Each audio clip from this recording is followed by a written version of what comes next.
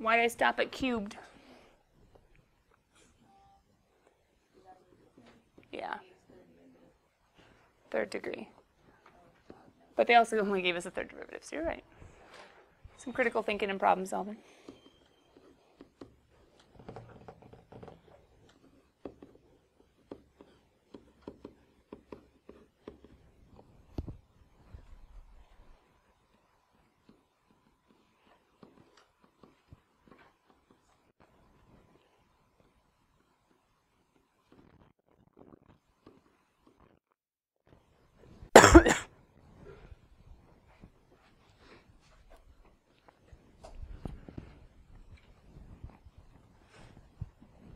Where's my calculator?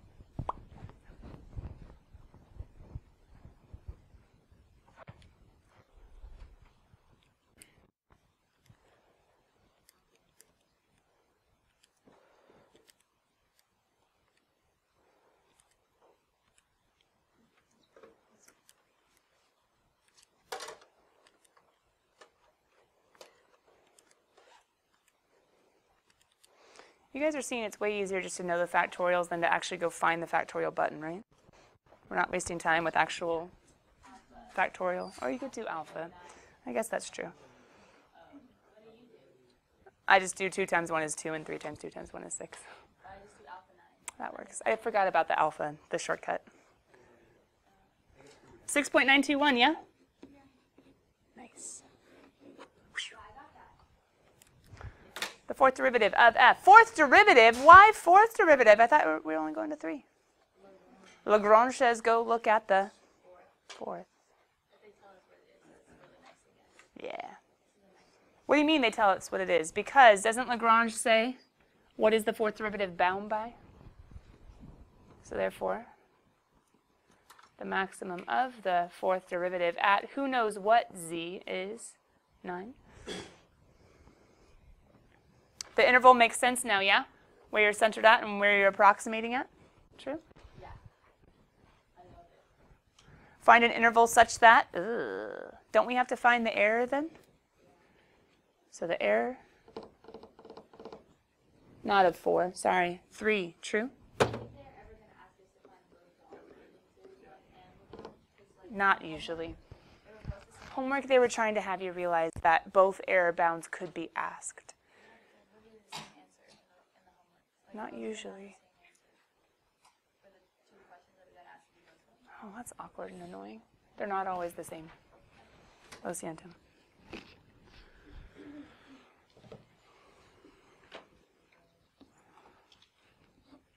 So we have 9 over 4 factorial times 0.3 to the 4th.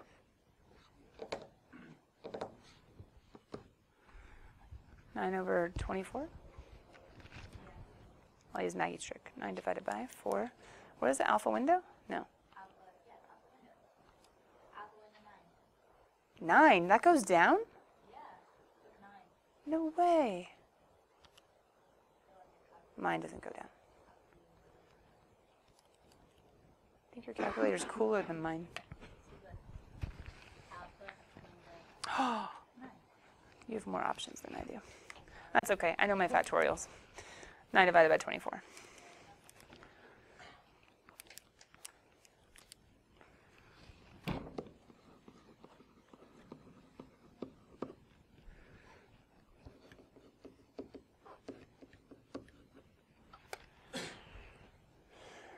How'd you guys find your interval for your actual function value? What is the center? No, the center's not 2.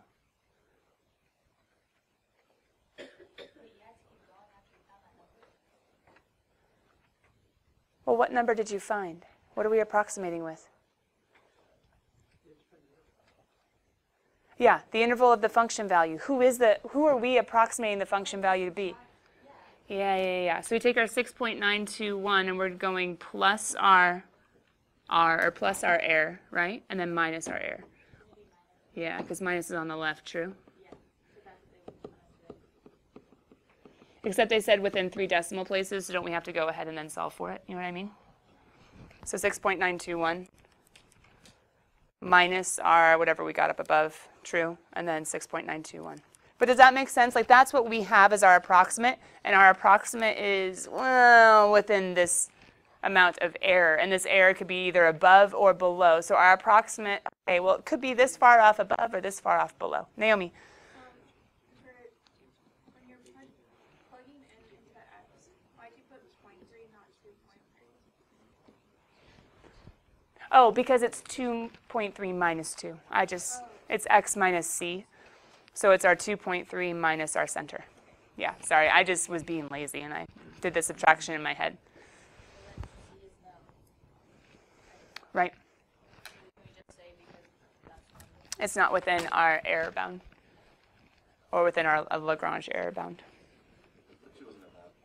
Right?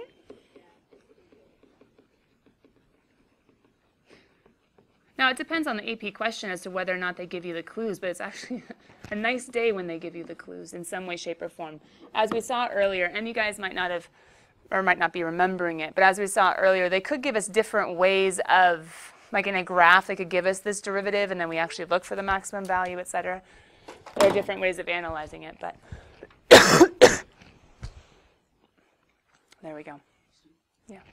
How did they, like, it's kind of just a general question, how did they discover, like, error bounds? Like, was it just a lot of trial and error, and they're like, oh. Well, that's an interesting question, and I actually was just reading on it today during the CalcBC test. In our section 10.3, believe it or not, our book has really good information. Before the Lagrange, oh, and I'm showing everyone's test. Sorry, Lo siento, but good job, Arian. The test was up there. In section 10.3, Lagrange error bound actually comes after the fact of Taylor's formula. Taylor's formula, he was actually talking about how the actual error is going to be within the interval. So there is, kind of like MVT says, there exists some value C such that. The wording is very similar as far as the actual error is going to be for some value C within the n plus first derivative of this expression. That's Taylor's formula. And then Lagrange, the Lagrange error bound takes it one step further and says, okay, well, if that's true, if the actual error is somewhere in between that C to A or that A to C, then we could say that the worst case scenario is the maximum value of the n plus first derivative. So technically it's based upon like an MVT-ish type formula for error, saying the actual error somewhere in that interval for some C is going to be this value. And since we don't know what C is, it's the worst case scenario to be like, okay, just maximize it, and okay, worst case, this is what it is. Does that kind of make sense? But, yeah, but what about like alternating? How did they discover that like the next term is the bound? That's kind of more like a logic, like in my head it's very logical in the sense of alternating as a positive, negative, and as long as the terms are decreasing, if you add a smaller amount, subtract a smaller amount, like it's very logical that the next term is the worst case and it will somewhat be diminished as you go on. Does that make sense? That one makes a little more sense to me. This one, the Taylor formula, you can actually read up on the Taylor formula as to where it came from. He doesn't give a ton of description as far as exactly how Taylor came up with this formula. But it does make sense in my head as far as an MVT-ish, that there's guaranteed, okay, cool, then maximize at worst case.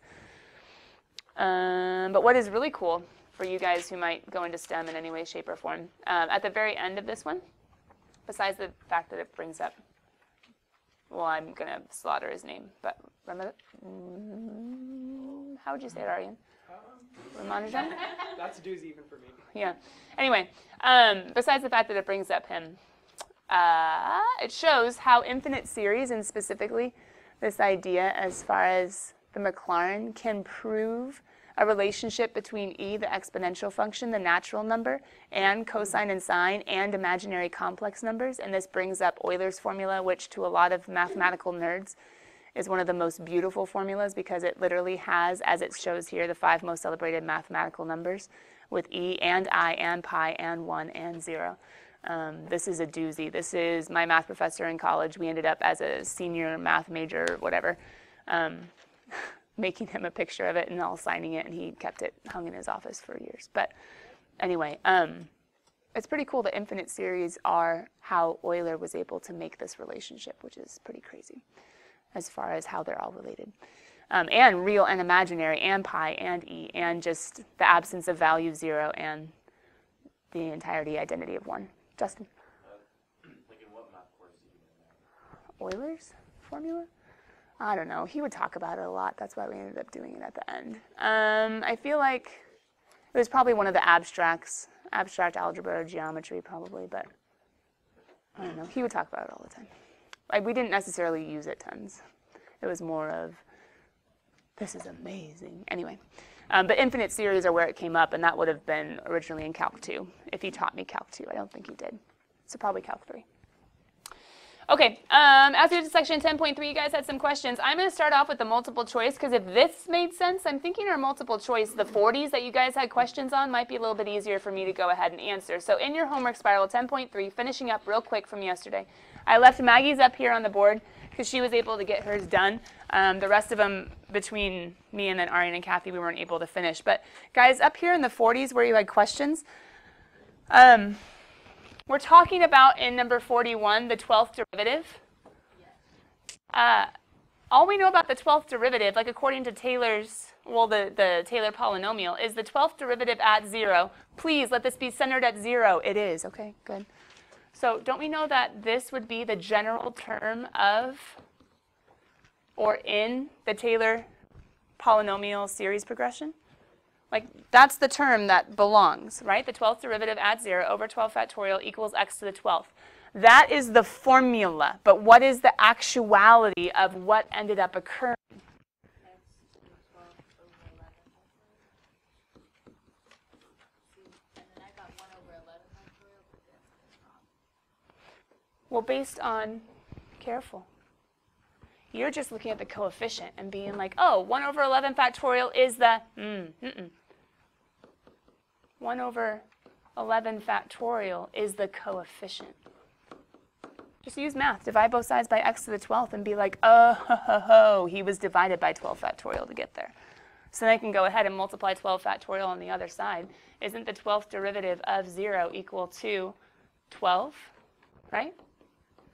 Because 12 factorial over 11 factorial, that's 12 times 11 factorial equals 12. Oh, dun, dun, dun, dun, dun, dun, e.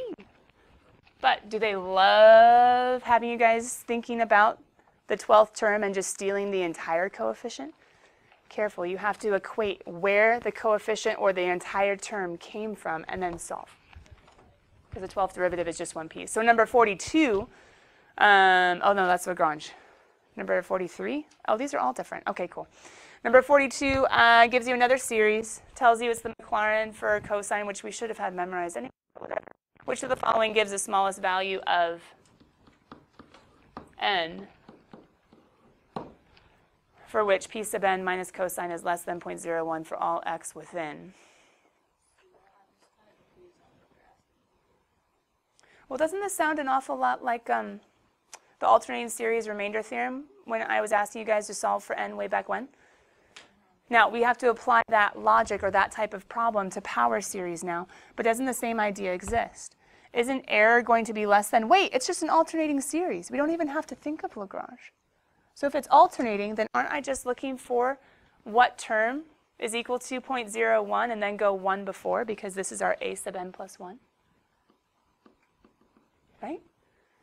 So what term within negative pi to pi, we better think about cosine. What's going on with cosine of x for x within negative pi to pi? Cosine between negative pi to pi, that's negative 1 to 1. So cosine is just in between his normal range, right? Okay.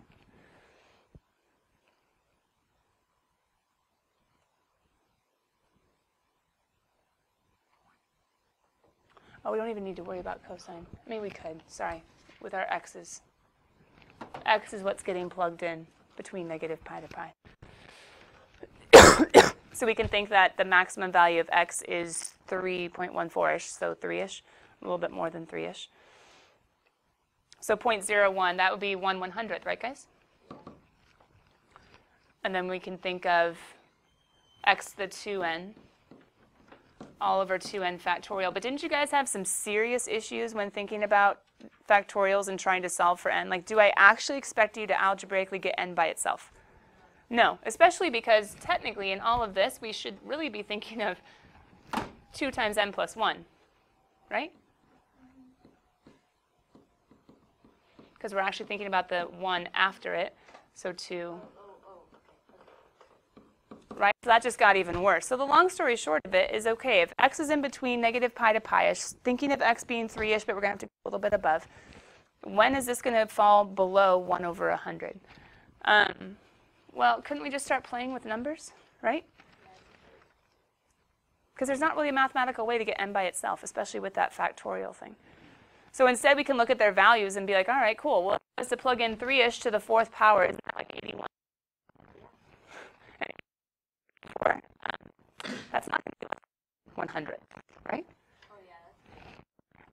Okay, well, we know that's not going to be it. So then to the 6th power, if we were to do 3 to the 6th power, maybe we should start playing with this, yeah? It's going to be 10. Thanks. But let's just think about it, because if we were doing 3-ish or pi-ish, because they said our maximum value of x is pi, pi-ish or 3-ish to the 6th power, all over 6 factorial, that'd be 6 times 5 times 4 times 3 times 2 times 1. I'm just trying to have you guys think through it. So we could take away 1 3, right? And then we could take away or reduce another 3. Like, we could start actually trying to make this easier on ourselves. If we approximate pi as about 3, then we could end up with, okay, take away 1 3, take away another 3. So then we have our 81, and then our 6 has become a 2. We have 5, 4, and then 2. So we have 81 over 10, 40, 80. Well, we're still not close, so we have to keep on going. But you guys could play with the numbers, and eventually you would see at the 1 over 100, let's see why it's the 10 value. Actually 10? I don't know. You told me it was 10. I assumed you knew what the right answer was.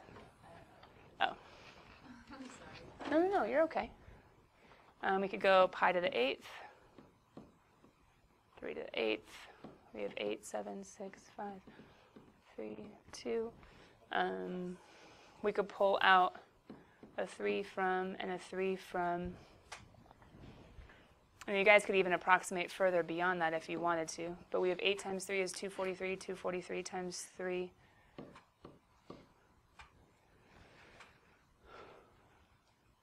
It's going to be 6, 720-ish. And 720-ish is 4 and 16. And that'd be 16 and 8 is 80. 560. 560. Well, finally, we're actually starting to get somewhere helpful. We could pull out 8 goes into 720 90 times, right? Makes it a little bit easier. So 4 and 16 and 80 is 560. Well, if it was an AP, like I see this is 9 over 56, which is what, approximately 1/6-ish? We would just have to keep going. Is there any pattern between the, I haven't actually been finding them very precisely, have I? I've just been saying, no, it doesn't work, and no, it doesn't work. I'm pretty sure we could do a pattern and then find it.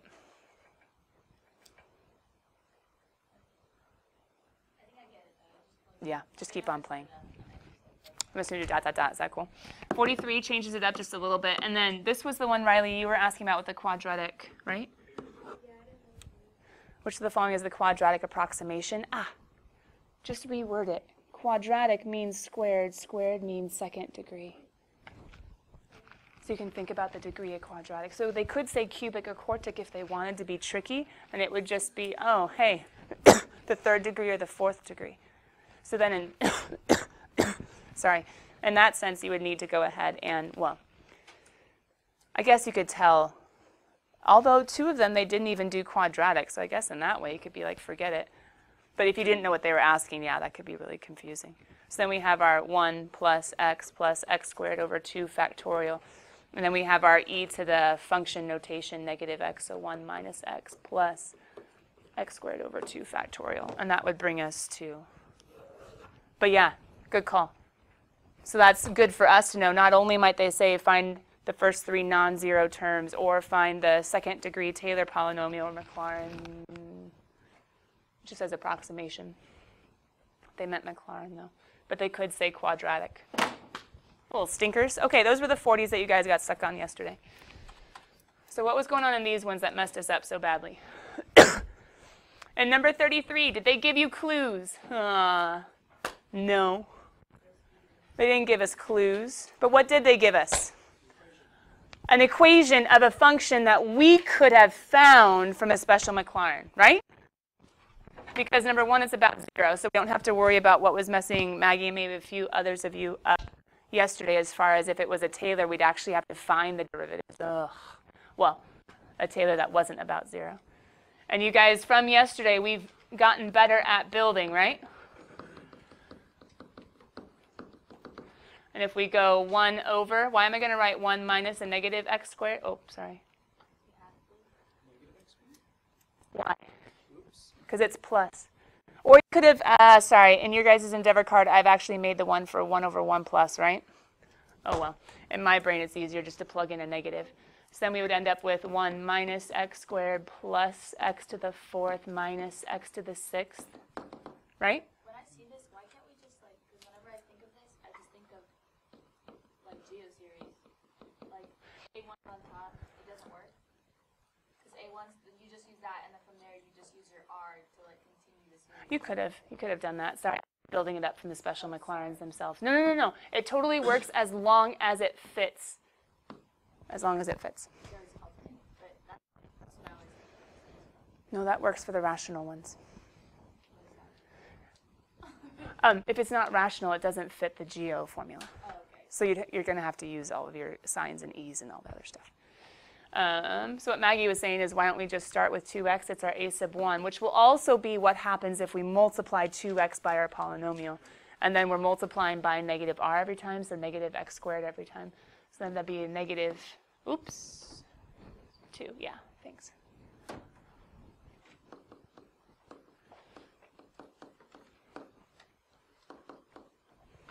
First 4 non-zero terms, did I just happen to do it right? I wasn't even paying attention. Oh, the general term. That was what Justin was asking me yesterday. So I think it's helpful if up here we figured out it's really just x to the n, and then here we figure out that it's plus negative x squared to the n, because it gets plugged in. And down here we could say it's 2x times. So Maggie, maybe the one time it hurts you a little bit is in your general term. But either way, you could still find out the general term. You just can't necessarily just add in different pieces to get your general term. But then you would end up with, let's see, the negative. I don't really know if I want to rewrite it. You could. What would that be? You'd have a 2, and then you'd have an x to the 1, and a negative 1 to the n, and then an x to the 2n, and then we could put those two together to get a negative 1 to the n times 2x to the 2n plus 1. Ugh. But I like 10 better. But either way, that works. Okay. Letter B. Oh my goodness, that took forever. Sorry. Letter B. Does a series converge to f of 1? Why not? If this is a geo, which it is, what do I have to think about with my interval of convergence? My negative x squared has to be in between negative 1 and 1, right? Which, dividing by a negative, will just get me x squared is in between still negative 1 to 1, because everything would flip and it'd be the same. And then didn't we talk about with x squared, that would be between 0 and 1? Yeah. I just thought it was going to alternate, so it's going to eventually all cancel each other out. Do you not think that? Because technically, remember, that one doesn't all cancel out. That one alternates back and forth between 4 and 0, 4 and 0, 4 and 0. Yeah, it'd still be divergent. Yeah. It'd still be divergent. So you would say no. At x equals 1. It's totally okay if it was in between 0 and 1. What's letter C? Ooh, derivative. That was a big concept that we talked about with power series, starting in section 10.1. 10.1, I think. We started taking derivatives of power series. The nice thing is they totally tell us, so if d dx of ln of 1 plus x squared is the function, guys, we have the power series for this dude, right? Wait, wouldn't the ddx be on the other side? No, the derivative of is, but good thinking through. Then we know the derivative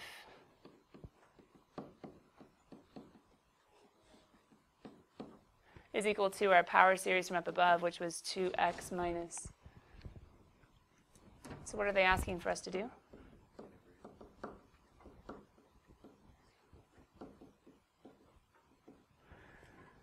Get to ln, and how do we integrate, or sorry, how do we get to an antiderivative? Antiderive. So then we can go ahead and just get our x squared minus, and we have our 2x to the 4th over 4, so that'd be x to the 4th over 2. And then we'd have x to the 6th over 6, so x to the 6th over 3, and then x to the 8th over 8, which would be 4. Yeah, that makes sense. Don't even have to do the general term. Go team. It was just, The beginning that was rough. no, I needed to Oh. Yeah. And then letter D is talking about, ooh, it's an alternator. is it? Oh, yeah, it is. Oh. Already. So I don't even have to think about Lagrange. Now they do tell me about 5/4. So I have to think about, okay, I'm looking for, where's my term? I'm talking about ln. Ooh. So if we're approximating ln of 1 plus x squared, using it to find ln of 5/4, that'd be ln of 1 plus 1/4. You guys see why I'm writing it like that? 5/4 had to fit within the 1 plus x squared, so 1 plus 1/4. So who am I approximating in my power series? I'm doing the first 4 non-zero terms, which would be to the 8th power, p sub 8.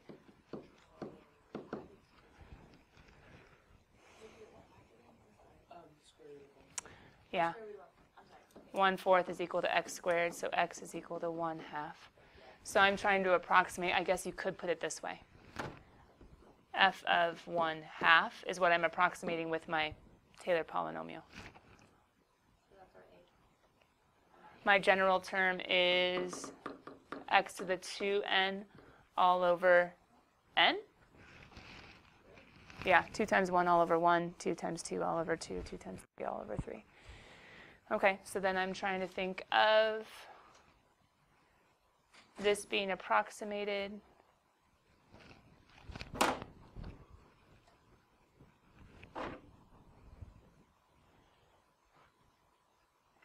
We just plug it in that way if that helps. Will be less than my a sub n plus 1, so x to the 2n plus 1. All over n plus 1 needs to be less than 1 over 100.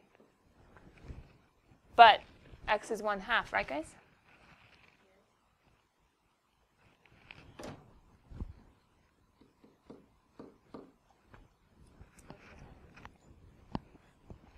So then couldn't I make 1/2 2 to the negative 1? 2n plus 2 all over n plus 1 equals 1 over 100.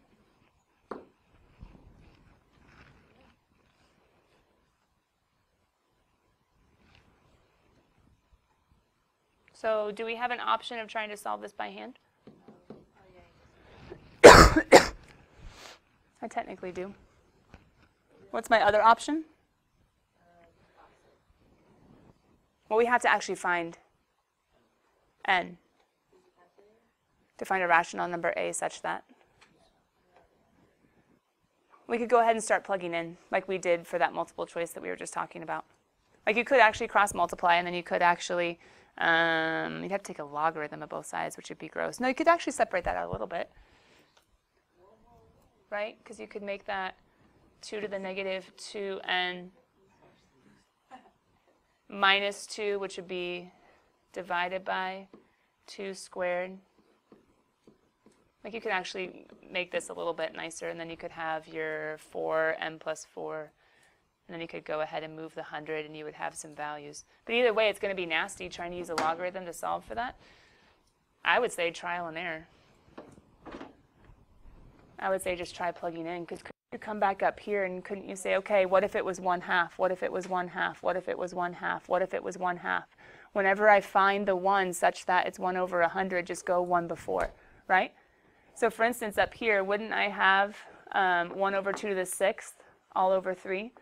So 2 to the 6th, that'd be 4 and 16 and 64. 64 and 3 would end up being 252. 1 over 252. Oh, wait, that's 1 over 100. Hold on, then come back here. So that would be 1 over 2 to the 4th, which would be 1 over 16 and 2, 1 over 32. Okay, well, that's not big enough, and that one's just fine. Okay, cool. So I can say, since x to the 6th over 3 at 1/2, you guys might want to double check my math. I was doing it really fast. Is less than 1 over 100. Then I can go one term more, and I can say a is equal to, I can't see my series. Use these two terms, because that's the m plus first, so then go back. So I could say 1/2 squared minus 1/2 to the 4th.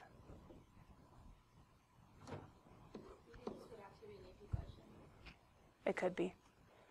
They love to throw in the little like psh, psh, psh. But do you see how it wasn't wise for us to actually try to solve for n? What was wiser? Start plugging in 1/2. You had to identify the 1/2, but then start plugging it in and say, okay, when does it reach 1 over 100? Sweet, cut it off, go 1 before. That's the approximation you want to use, because it's the n plus first, but 1 back.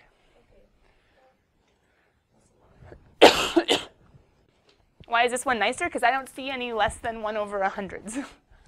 Because that's what we haven't liked, I think, the most. Yeah? Would it be when the series equals 1 over 100 or when the term is 1 over 100? When the term. Okay. Because for alternating, you're talking about the a to the a n plus 1. So the n plus first term. Gotcha. N plus first term. So then for number 35, if you're trying to find an original function, don't we just need to integrate, guys? Solving a differential equation? Yeah. I was just giving you the idea to this one. Okay. Because can't we get to y? Yeah. And how do we get to y? Integrate, because that's a dy dx. So what are we going to integrate? We're going to get this guy's power series. I'm not going to integrate it. It's just asking, can you find a formula for the function? Can you represent y? It's just saying yes or no? Yeah. And so the answer is no. Oh. What? There's no integrals. That does not You involve. have to use the integral to find the formula. Oh, that does not involve. I didn't keep reading.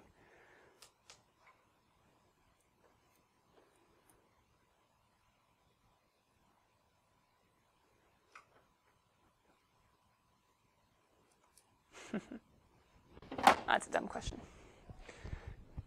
Because I would have started solving a differential equation. The differential equation is a nasty e to the u, but would you guys say the integral was impossible to find? For A. But then what about B and C? That was the circle. Well, by a power series, can't you do what I was saying? Because can't you build a power series for e to the, and then it doesn't say not integrating, right?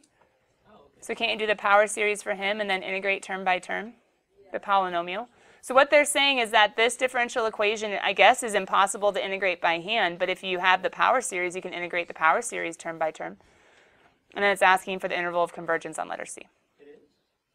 For what values of x does this power series actually equal the function y? The infinite power series equaling, that's talking about convergence.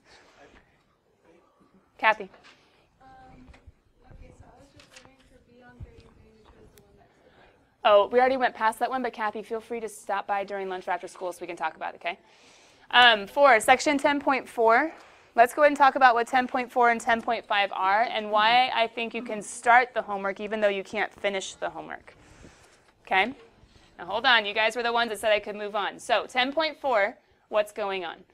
Let me go ahead and show you what the book shows for section 10.4. I combined these into two. And the big thing that you guys need to get is this first page. So let me go ahead and zoom in on the first page, convergence of power series. This is what's new for us. If I were you guys, I would take a quick picture of it because I'm going to go show you exactly what's going on in the book because some of you guys have struggled a little bit in that we did a whole chapter 9 OT, aka our chapter 10 intro before getting into chapter 10. And so the homework looked a little bit differently than what I was doing in class because I was covering what was new and your book was covering, oh no, we're introducing all sorts of stuff. So if you guys have a picture of this, that's great because you can keep writing, but I want to show you what's going on in the book, like I said just a second ago. What does the book say? Section 10.4 is going to teach you. The importance of convergence, the nth term divergence test, the direct comparison test, absolute and conditional convergence of alternating series, the ratio test, the radius of convergence, and possible behavior at the endpoints, and a telescoping series. All in one section. Right? Right.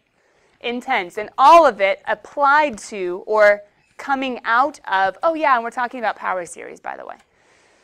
So it's a little bit intense in that they're not even talking about general series. They're talking specifically about power series and introducing all of these convergence tests all at the same time. Hence why our book is super tiny and CalcBC's book is super big.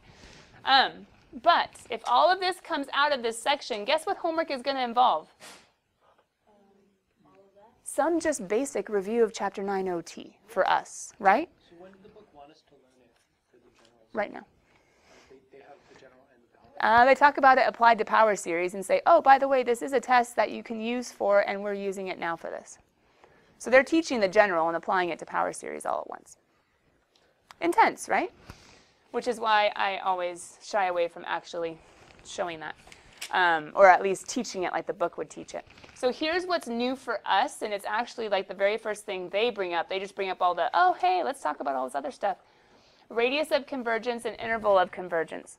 They're saying the radius of convergence, how we've been talking kind of about error, but expanding that a bit, not about error specifically, but about when this convergence actually works.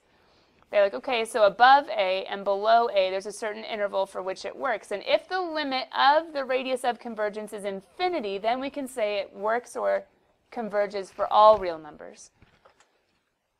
And so the radius is basically saying from the center, either above or below, from the center, from where you're centering your Taylor polynomial at, what's the distance above or below of the convergence? And then they bring in the idea of a limit and say, okay, you want to take the limit as n goes to infinity of that distance, and if the limit as n goes to infinity of that radius, if it's infinite, then cool, for all real numbers. If it's not infinite, all right, then it's restricted to some sort of interval of convergence. However, the radius only tells us how far. It doesn't tell us at the boundaries whether we can include or not include the endpoints. The book introduces the ratio test for convergence at this point and says, oh, by the way, there's this thing called a ratio test. This is how it works, and this is how we're going to use it. The nice thing is we don't need to learn the nth term test or the ratio test or the direct comparison test or absolute conditional convergence. We just need to say, oh, you remember that thing called a ratio test? That thing called a ratio test, the limit as n goes to infinity of the ratio, as long as that was less than 1, there was convergence.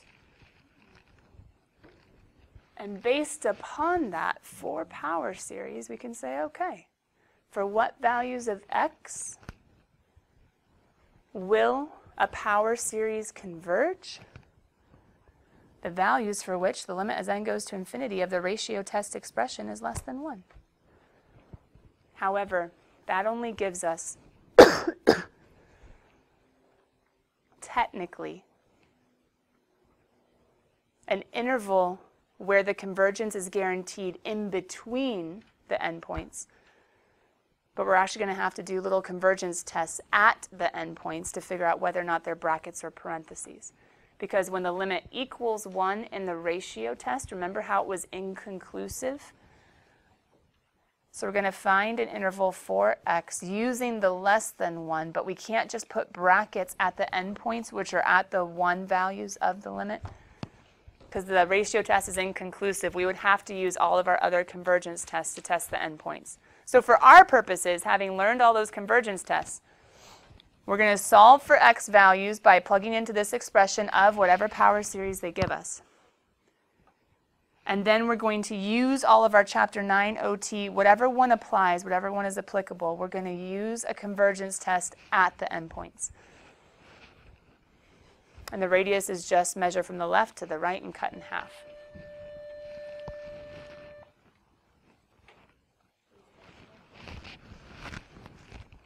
So looking at homework. Using a comparison test.